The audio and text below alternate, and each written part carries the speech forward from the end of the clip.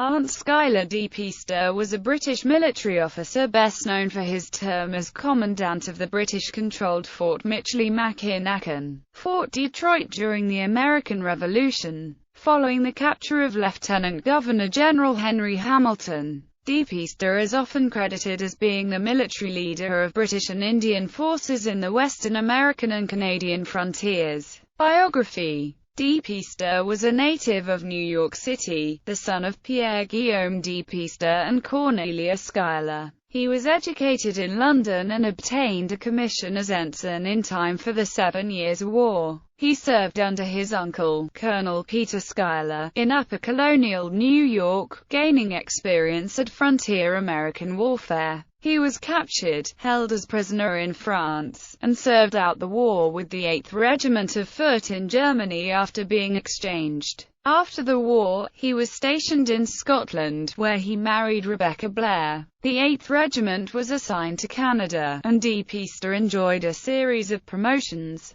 In 1774 he was appointed Commandant of Fort Michilimackinac. When war broke out with the United States, DePeyster recruited Native Americans from the Great Lakes region to serve the British Crown, notably the effort under General John Burgoyne in his native colony of New York. He was rewarded with a promotion to Major. Major DePeyster took control of Detroit in 1779. The American Indian tribes of the Northwest Territory were then hostile to the British, but DePeyster, by his tact and the adoption of conciliatory measures, entirely weaned them from the colonists, and effectively managed his American Indian allies against American militia from Pennsylvania and Kentucky. Although Great Britain ceded control of Detroit to the United States at the end of the war, Detroit remained in British control until 1796. In late 1783, DePeyster was promoted to lieutenant colonel and transferred to Fort Niagara. After the war, he returned to England in 1785 with his regiment and continued to serve, eventually receiving a commission as colonel. He retired in 1794 due to illness, but was actively involved with the militia, especially when threatened by Napoleon. He had a large share in enlisting and drilling the 1st Regiment of Dumfries Volunteers, one of the original members of which was Robert Burns,